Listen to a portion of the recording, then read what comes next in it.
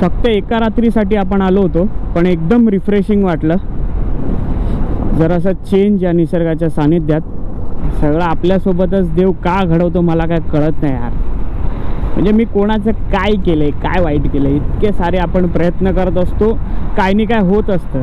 तर ते जे वाक्य आहे ना, येवा कोकण आपलंच असा, कोकण आपलंच आहे, आपण कोकणात आलं पाहिजे, निसर्गाचा आनंद घेतला पाहिजे, सुशेगात आपण हे कोकण जगलं पाहिजे, आणि त्याच कोकणात या अशा काहीशा गोष्टी होतात, हे मात्र चुकीचं आहे. शेवटी ते गाणं लक्षात ठेवा, जैसे ज्याचे कर्म तैसे फळ देतो रे ईश्वर. सत्य योगेश पण शिंकला मागे, बरोबर. जैसे ज्याचे कर्म फळ देतो रे ईश्वर. असेच नवनवीन मनोरंजनात्मक ट्रॅव्हल मोटो व्लॉग्स पाहण्यासाठी नितीन पास्टे या मराठी यूट्यूब चॅनलला सबस्क्राईब करा आणि बेल आयकॉन ऑलवर सेट करा आणि व्हिडिओ सर्वप्रथम पहा. आणि व्हिडिओ आवडल्यास व्हिडिओला लाईक, शेअर आणि एक सुंदर अशी कमेंट करायला विसरू नका. तर नमस्कार मंडळी, आपल्या रिटर्न बॅक जर्नीच्या व्हिडिओमध्ये तुमचं सहर्ष स्वागत आहे. तर आता मी आहे फुरुस, खेडमधलं फुरुस या गावामध्ये. तर आम्ही आलो होतो योगेशच्या चहा पाण्याचा बघण्याचा कार्यक्रम. तर या भागामध्ये, या गावामध्ये याला ठासणीचा कार्यक्रम असं म्हणतात, मुलगा मुलगीची पसंती. तर तो कार्यक्रम झालेला आहे. आम्ही शनिवारी इथून निघालो होतो. आम्ही शनिवारी मुंबईवरून निघालो होतो दुपारी. रात्री 10:30ला पोचलो, झोपलो. दुसऱ्या दिवशी 11 ते 1 वाजेपर्यंत कार्यक्रम आज झाला. 2 वाजता घरी आलो आणि आता त्याच्यानंतर पुन्हा आता 3:30 वाजलेत. फटाफट आता निघतोय मुंबईसाठी. तर या ब्लॉगमध्ये आपण खेड ते पेन पनवेलपर्यंतचा रस्ता कव्हर करणार आहोत. त्याच्यानंतर मुंबईतली ट्रॅफिकच असते. तर बघूया, जितकं काय होईल तितकं कव्हर करण्याचा प्रयत्न करू. तर चॅनलवर नवीन असाल तर सबस्क्राईब करा. आणि तुम्हाला माहिती आहे, नेहमी काही ना काही माझ्यासोबत घडतच असतं. तर जसं आम्ही इथे पोचलो ना, तर एक गोष्ट घडलेली आहे, ती तुम्हाला या व्हिडिओमध्ये दाखवतो. तर इथे झालेला आहे मोठा सीन. ही आहे आपली सीट आणि ही इथून तुटली, अक्षरशः बाहेर आली, इथून ब्रेक झाली. पाहू शकता, हिचं इथे लॉक आहे ना, हे तुटलं सगळं. सीटच तुटून हातात आली. तर आत्ताच काही दिवसांपूर्वी आपण आपला नवीन मीटर टाकलेला आहे आणि त्याची पहिलीच राईड होती. तर जिथे तर गावाला पोचतोय, तर हा सीटचा कांड झालेला आहे आता.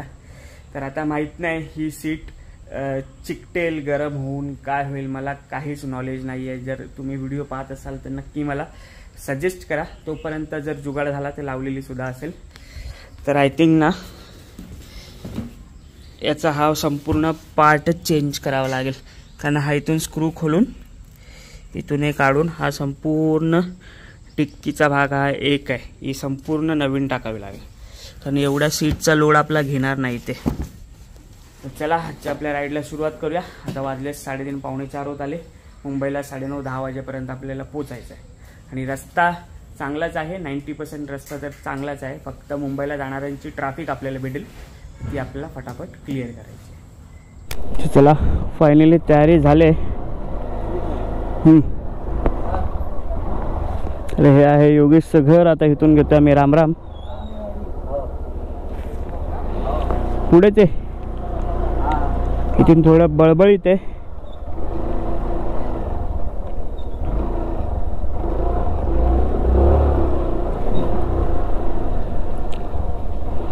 तर टॉप बॉक्स लावला नव्हता, शेवटचं काही काम करण्यासाठी मी चालूच ठेवलं होतं. तर गावामध्ये हे जांबा दगडाच्या ज्या पायवाटा असतात ना, त्याच्यावर शैवाल साचते आणि गाडी खूप घसरते.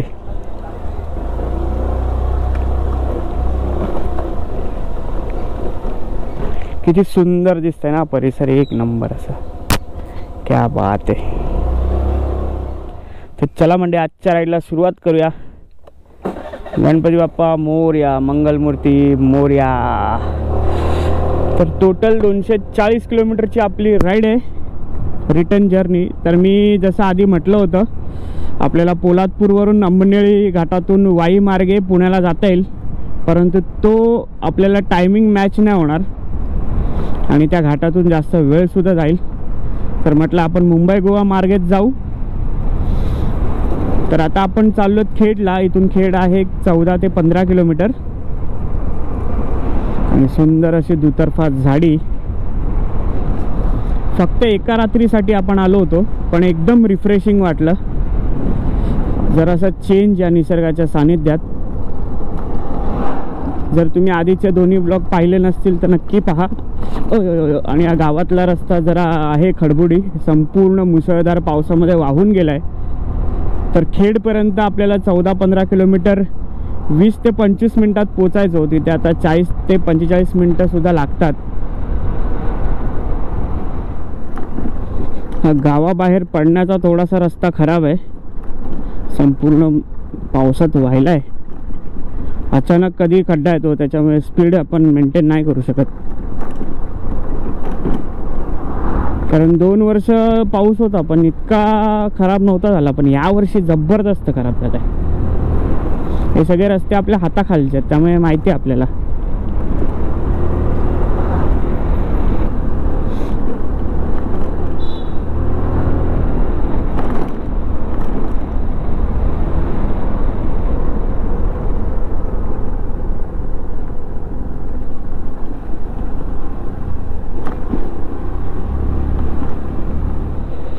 तर म्हणजे या खेडमध्ये खेडचा महाराजा हा गणपती आहे. तर बाप्पाचं दर्शन करूया.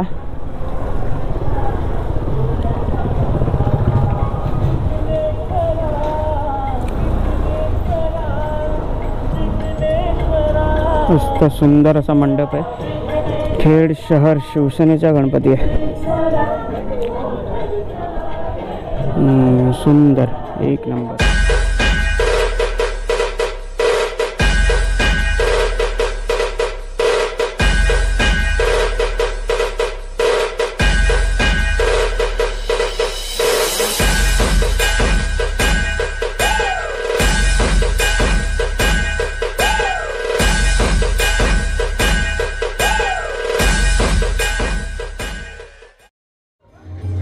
शिवसेना नेते सन्माननीय रामदासभाई कदम व दापोली विधानसभेचे लोकप्रिय कार्यसम्राट आमदार सन्माननीय योगीदादा कदम यांच्या मार्गदर्शनाखाली होत असलेला खेड शहर शिवसेना आयोजित खेडचा महाराजा गणेशोत्सव 2024 आज मुलांसाठी खास स्पर्धा होती. ती शाडू मातीचे गणपती स्वतः बनवायचे अशी स्पर्धा आज घेण्यात आली होती. त्यातले हे काही विद्यार्थी आहेत की ज्यांनी गणपती बनवलेले आहेत. तुझं नाव सांग ना. सम्राट दीपक बोरगे.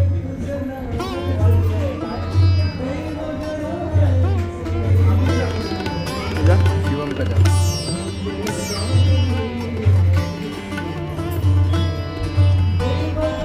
ओम कदम.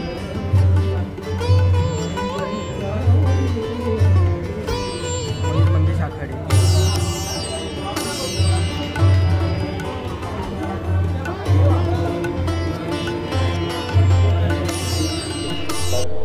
तर म्हणजे सुंदर असं बाप्पाचं दर्शन झालं. आता निघतोय, कारण असं कधी गावातला असं राजा महाराजाच्या गणपतीचं आपण दर्शन केलं नव्हतं. तर दर्शन सुद्धा केलं. आणि हा खेड शहर शिवसेना खेडचा महाराजा माननीय श्री योगेश कदम यांच्या मार्गदर्शनाखाली हा गणपती इथे बसवण्यात आलेला आहे. तर इथे आपल्याला एक विकासाचं पुस्तक दिलं आणि एक नारळ श्रीफळ दिला. आणि इथे स्पर्धा सुद्धा होती मातीपासून गणपती तयार करणे. तर 4 जणांनी मस्त सुंदर गणपती बनवले होते, ते सुद्धा तुम्ही व्हिडिओत पाहिलेत. क्या बात आहे. अशी व्लॉगची सुरुवात एकदम पॉझिटिव्ह मस्त झाली ना तर खूप मजा येते. तर आता 4:20 झालेली आहेत. आपण 3:45 वाजता निघालो होतो आपल्या घरून. तर अजून 10 ते 12 मिनटं आपल्याला हायवे टच करायला जाईल. तर खेडचा ST डेपो, बस डेपो. काल रात्री तर इथे गाड्या एवढ्या नव्हत्या, आता कचकचून लाल पऱ्या भरल्यात. अरे बापरे, सगळे मुंबईकर निघालेत ब. पूर्ण लाईन आहे. गाडीत चढायला एकदम झुंबड उठली आहे, झुंबड गर्दी. 10 ते 12 लाल पऱ्या होत्या, 10 ते 12. ही अशी गाडी घेऊन आपण हायवेला नाही चालू शकत. याच्याने हवा घुसली ना तर गाडी वॉबल तर होणार. हे सिटीमध्ये ठीक आहे, जर तुम्हाला रेनकोट घालायचा नसेल, छत्री वापरायची नसेल तर हा सीन ठीक आहे, पण हायवेसाठी नॉट रेकमेंडेड. आता हा आपल्याला हायवेपर्यंत असाच बसवाला खेळवत राहणार आहे. चला महाराज येतो, मुजरा स्वीकार करावा. श्री छत्रपती शिवाजी महाराज की जय. जबरदस्त प्रवास सुखकर करा. आणि आता 4:30 वाजलेत. 1.5 तासामध्ये ट्राय करूया आपण माणगावच्या पुढे क्रॉस करायला, कारण आता रस्ता चांगला आहे. माणगाव नंतर आपल्याला थोडासा कुठे कुठे पॅच आदल्या व्हिडिओमध्ये जसं बघितलं त्याप्रमाणे सिंगल रोड वगैरे. तर आता मस्त आपल्याला स्ट्रेच करायची आहे.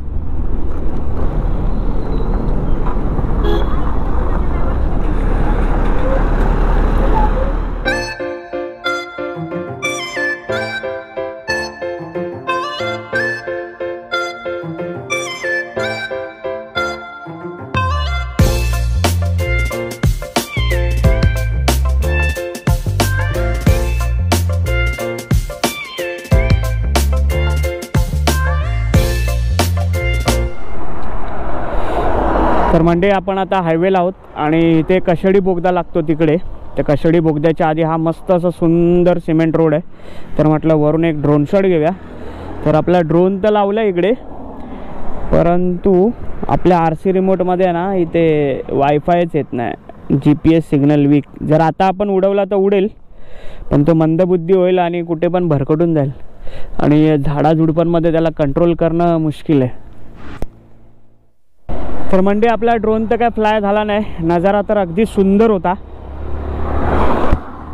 समोरचं आकाश बघा ना किती मस्त असं ब्लूइश ब्लॅक, मस्त असे स्पॉट आहेत, मध्ये शेडिंग आहे आणि आजूबाजूला अशी सुंदर अशी हिरवळ.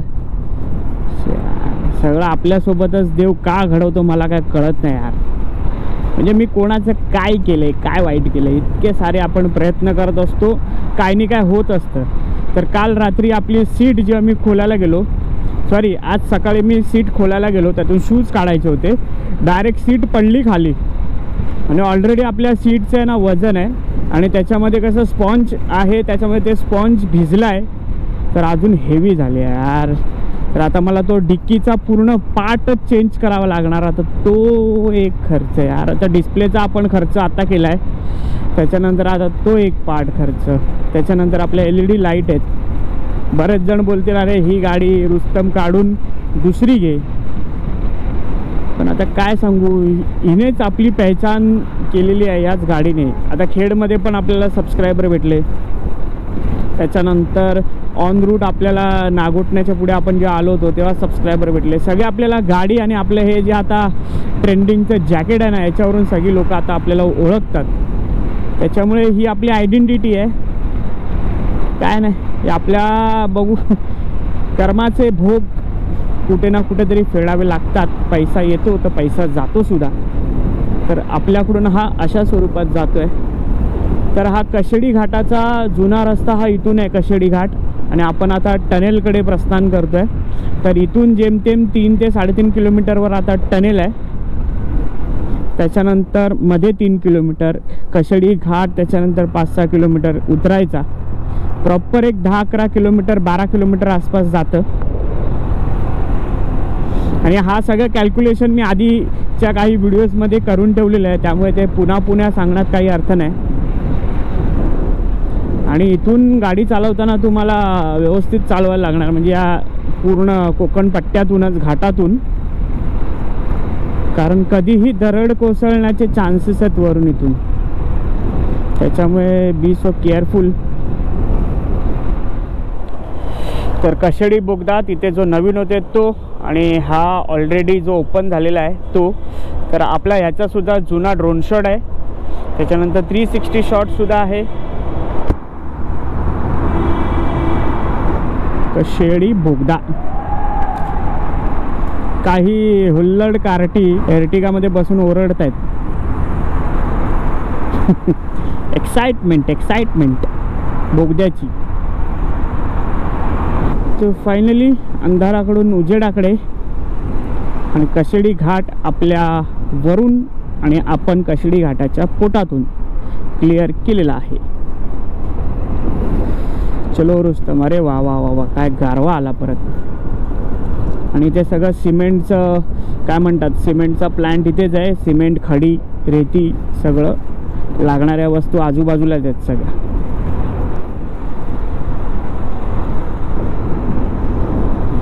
योगेश बाबा झोपायला लागलाय, गाडी डुलते, हेल्मेटच्या आतमध्ये डोळे बंद आहे आणि इकडून तिकडे मला असं काय होत आहे, गाडी काय एवढी इकडे तिकडे जाते. बघतो तर हा डुलक्या खाते. फुल इज्जत वाढीत शांतपणे डोळे बंद झोपलाय. क्या बात आहे. फक्त जोराची झपकी नको यायला. आणि आपल्या मागे बसणाऱ्यापैकी किरण पास्टे आपला मित्र, त्याला जबरदस्त झोप लागते राईड करताना. तो चालवताना सुद्धा त्याची झोप कंप्लीट नसते ना, तेव्हा सुद्धा त्याला डुलकी येते. आणि माझ्या मागे न झोपणारा आपला एकच फंटर आहे बाबा, तुमची वहिनी. तिला काही केल्या झोपच नाही येणार. मी जस्ट हात असा तरी केला ना, हे उठ उठ उठ, गाडी चालव, नीट पकड, हँडल नीट पकड. She so much brave, patience खूप आहेत तिच्यामध्ये. माइंड स्टेबल असतं तिचं, शांत असतं. सो जसा पिलियन रायडर मला पाहिजे, पिलियन पार्टनर, तो परफेक्ट आहे. कितीही लांब घेऊन जा, 450-500 किलोमीटर जरी झालं ना वन डे. आता नाही, थोडं आपण चालवू शकतो, अजून काळोख झालेला नाही आहे. काळोख झाला की आपण हॉटेल घेऊ आणि राहू, असा तिचा माइंडसेट असतो. म्हणजे जेवढं अंतर कव्हर करता येईल तेवढं कव्हर करण्याचा प्रयत्न तू कर, मी तुझ्यासोबत आहे. अरे बापरे, वरून झाडाची अवस्था, ते झाड कधी कोसळू शकतं बाबा. फुल डेंजर पार्ट आहे हा पोलादपूरचा, जो कशेडी घाटातला जो हा स्ट्रेच आहे ना, एकदम डेंजर आहे. वरून काही येऊ शकतं.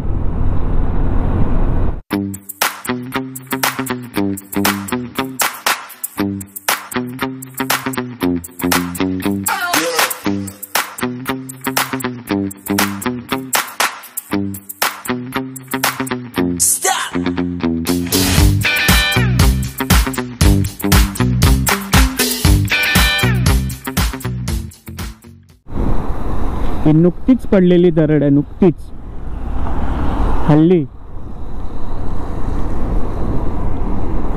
आणि काय सह्याद्री दिसते रे देवा. तिकडे समोर त्या पलीकडे ना सातारा आहे, सातारा शहर, म्हणजे महाबळेश्वर पासून त्या साईडला. अरे भाऊ आरामा काला का काला, डुलक्या मारताना काला करतो, त्या गाडी हलते पूर्ण. अशी काय झाली? हा ए सईता जोक, अशी काय झाली? हा मला झोप येते. क्या बात चे खड्डा.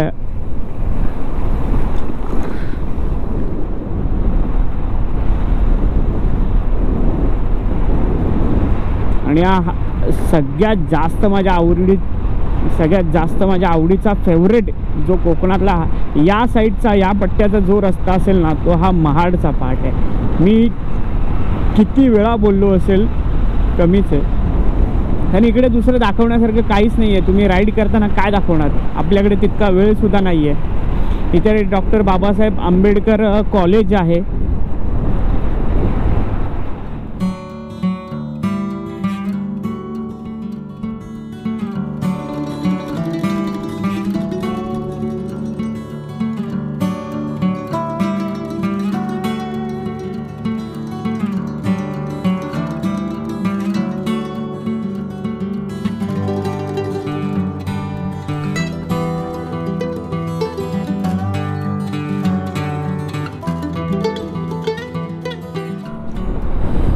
तर म्हणजे या महाडच्या सुंदर अशा रस्त्यावर ड्रोन शॉट पुन्हा एकदा घेण्याचा प्रयत्न केला. थोडासा घेतला, 30-35 सेकंद, नंतर तो आपला ड्रोन मतिमंद झाला. यार काय बोलू यार, माझ्याकडे शब्द नाहीत. आणि दुसरं म्हणजे जिथे उभा होतो ना ड्रोन शॉट घ्यायला, रँडमली आम्ही थांबलो आणि तिथे बघतोय तर 40 ते 50 बिअरच्या बॉटल्स म्हणजे काय सांगू शकतो, रात्रीच्या वेळेस हा तर दारूचा अड्डा झालेला आहे. तर मंडळी, मी आता मुंबई गोवा हायवेच्या महाडच्या पट्ट्याला आहे आणि इथे समोरच सुंदर असं दृश्य आहे. इथे गांधारपाले लेणी आणि तिकडून हा संपूर्ण असा सुंदर रस्ता आहे. तर आता मी इथे ड्रोन शॉटसाठी थांबलो होतो. तर ज्या ठिकाणी थांबलो आहे तो आहे दारूचा अड्डा, दाखवतो. तर मी इथे थांबलो होतो ड्रोन शॉटसाठी. तर इथे पाहू शकता संपूर्ण बिअरच्याच बॉटल आहेत, संपूर्ण दारूच्या बॉटल आहेत आणि ते चकना खाऊन सगळे वेफरची रॅपर्स टाकलेत. हे आपल्याला शोभा नाही देत. म्हणजे इतका सुंदर हिरवागार निसर्ग आजूबाजूला आहे आणि तिथे ही अशी केलेली घाण. आपण म्हणतो की येवा कोकण आपलोच असा, पण कोकण आपलोच असा पण ही केलेली कृती ही कितपत योग्य आहे हे नक्की कमेंट करून सांगा. हे सगळ्या गोष्टींना निंदनीय आहेत आणि इतक्या सुंदर निसर्ग सृष्टीला तुम्ही गालबोट लावताय आणि हे चुकीचं आहे. तर नक्की कमेंट करा आणि इथल्या मंडळींनी हा नक्की एक पाऊल पुढे येऊन हे साफ करण्याचा प्रयत्न करा. आणि याच्यावर कंट्रोल कुणाचाच नसणार, कारण कोण चेकिंगला येतच नसणार. तर त्या संबंधीना मी एक छोटीशी, मला मनाला थोडीशी हुरूर लागली. तर मी म्हटलं हे आपल्याला दाखवता आलं पाहिजे, आपण एक इन्फ्लुएन्सर आहोत. तर मी एक छोटीशी रील बनवली. तर तो विषय जर माझा चुकला असेल तर त्यासाठी क्षमस्व. पण या गोष्टी जर हे महाडमधले कोणी आपले बंधू भगिनी बघत असतील, निसर्गप्रेमी असतील, तर कृपा करून ते क्लीन आउट करण्याचा प्रयत्न करा. कारण आपण एक चांगला संदेश देतो आहे आपल्या सर्व भावी पिढीला, आपल्या व्ह्यूवर्सना, आपल्या सबस्क्रायबर्सना, आपल्या चाहत्यांना. ते तर जे मला दिसलं ते मी दाखवण्याचा प्रयत्न केला. आणि इतक्या 40 ते 50 बॉटल्स कुठल्या डस्टबिनमध्ये जाऊन टाकण्याची आत्ता माझी कॅपॅसिटी नव्हती, कारण मी एकटा हे करू नाही शकत. जर माझा व्हिडिओ पाहून जर कोणाला करावं असं वाटलं तर प्लीज माझी रिक्वेस्ट आहे की नक्की तुम्ही ते क्लिअर करण्याचा प्रयत्न करा. कारण बाजूला सुंदर अशी नदीसुद्धा वाहते आणि हा संपूर्ण निसर्ग आणि या दारूच्या बॉटल्स एका समीकरण जुळत नाही. तर ते जे वाक्य आहे ना, येवा कोकण आपलोच असा, कोकण आपलंच आहे, आपण कोकणात आलं पाहिजे, निसर्गाचा आनंद घेतला पाहिजे, सुशेगात आपण हे कोकण जगलं पाहिजे. आणि त्याच कोकणात या अशा काहीशा गोष्टी होतात, हे मात्र चुकीचं आहे. तुम्हाला करायचं आहे तुम्ही करा, पण केल्यानंतर याची विल्हेवाट तरी लावा ना. तुम्ही कुठेतरी कचरापेटीत टाका, डस्टबिनमध्ये, किंवा स्वतःसोबत घेऊन जा. मस्त असा प्रवास आपला होतोय आणि आता आपण महाड क्रॉस करतोय आणि मानगावला पोचू. तर आता इसके बाद अपने को करना है ट्रैफिक से सामना. तो बने रहिए, कुर्सी की पेटी बांधी होगी तो खोल दीजिए, क्योंकि अभी अपनी स्पीड आहिस्ते आहिस्ते कम होने वाली है. आणि ब्लॉग कसा वाटतो नक्की एकदा कमेंट करून सांगा. तर म्हणजे काल रात्री पेट्रोल टाकल्यानंतर आपण आत्ता पेट्रोल टाकलं. हा जिओचा पेट्रोल पंप आहे मानगावच्या आधी. आणि मी नेहमी ना ट्रिप ए हा पेट्रोल टू पेट्रोल सेट करतो. तर आपण आता 0 करू. 194 किलोमीटर चालवली आपण. 0 नेक्स्ट पेट्रोल पंपला आपण परत 0 करू.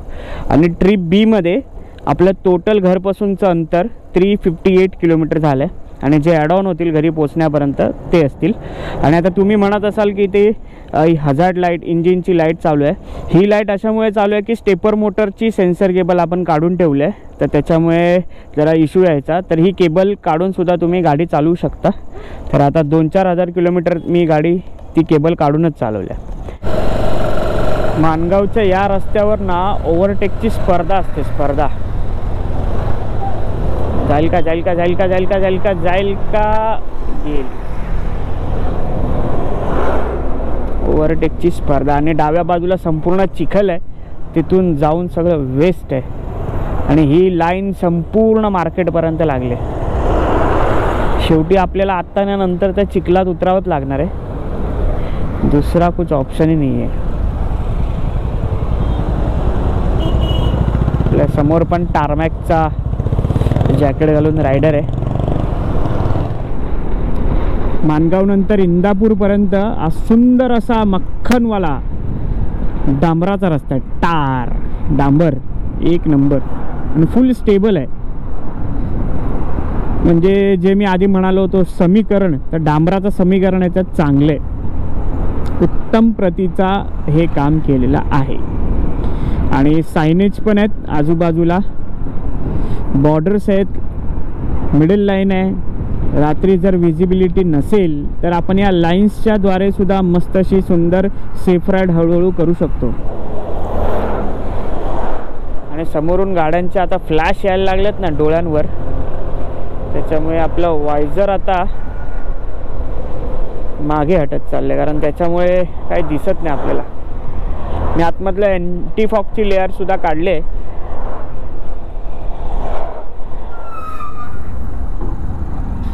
कोलाड पोचलो, कोलाड. गोप्रो तिरका झालाय आणि इथे जबरदस्त काम चालू आहे, त्याच्यामुळे समजू शकता.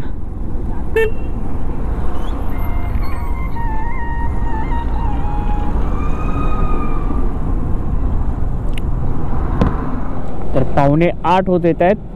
आता घेऊया एक छोटासा लंच ब्रेक, त्यानंतर पुढे काय पनवेल नंतर भेटणार नाही.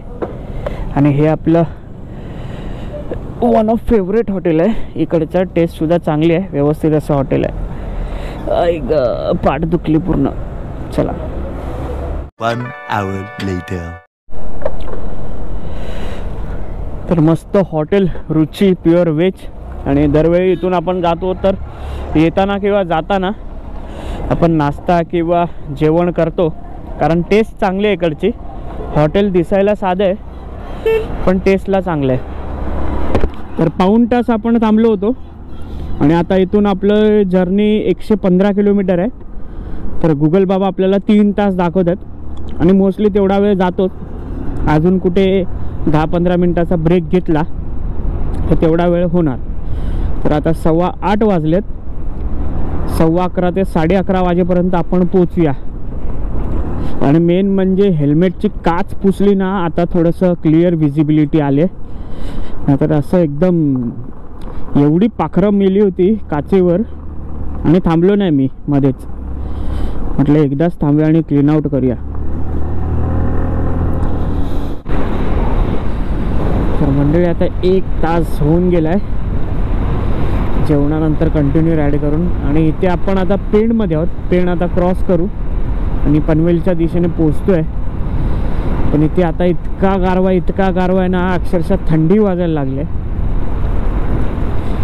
फार थंड वाटते.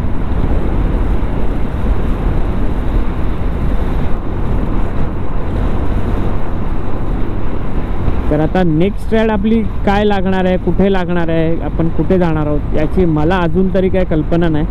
कारण आता जी सीट तुटली आहे ना, त्याचं मला टेन्शन आलं आहे. कारण जेव्हा आपण बिल्डिंग खाली गाडी पार्क करू, त्याच्या जर पुढून उघडलं ना ते लगेच उघडते, कारण ते तुटलं आहे. आणि लॉकच्या इथे तर ते लॉक आहे बरोबर, चावीचं लॉक. तर आता त्याच्यामधून सगळ्या वस्तू आपल्याला घरी न्याव्या लागणार. जे पण काय पाना, टूल, जे पण आपल्याकडे पंचर किट आहे, त्याच्यानंतर हवा भरायची मशीन आहे, फुटप्रेस मशीन, सगळं आपल्याला न्यावं लागणार घरी. कारण आमच्या इकडे ना 95% साऊथ इंडियन लोक आहेत. तर त्याच्यामुळे कोण काय उंगल्या करेल, काय ढापेल विपेल ना, काय सांगू शकत नाही. आणि हे काय सीटचं काम लगेच आणि हे सीटचं काम लगेचच होईल असं मी सांगू नाही शकत. कारण आता त्याचा खर्च किती लागतोय. अरे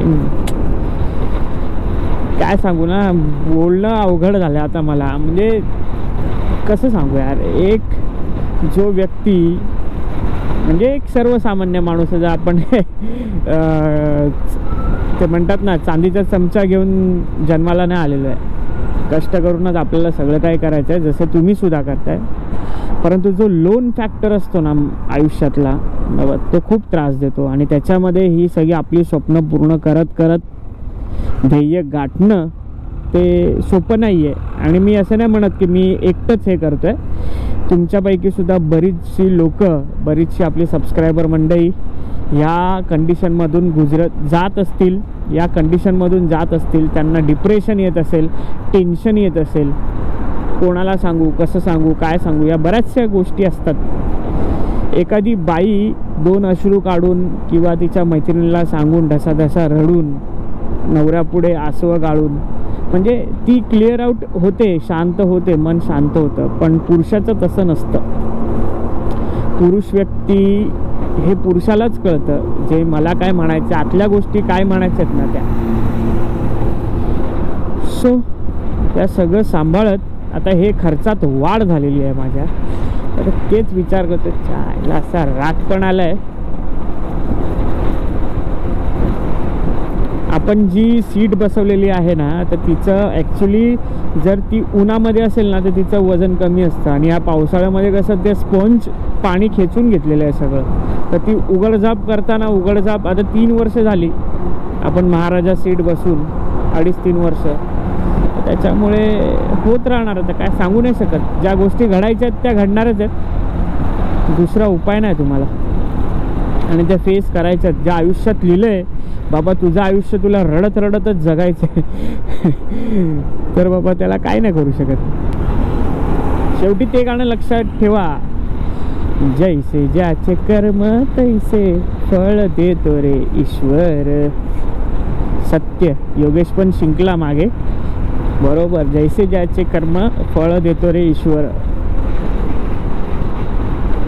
रुस्तम परफॉर्मन्स तर चांगला करते, पण आता हे सीटचं एक काम आलं आहे आणि हेडलाईट आपल्याला चेंज करायचं आहे. तर बघूया, लेट सी.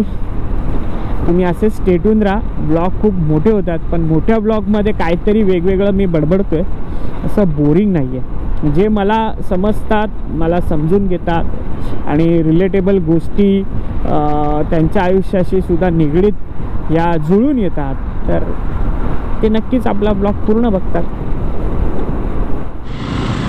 योगेशा खड्डा आहे की मस्करी आहे? एवढा मोठा खड्डा, बापरे.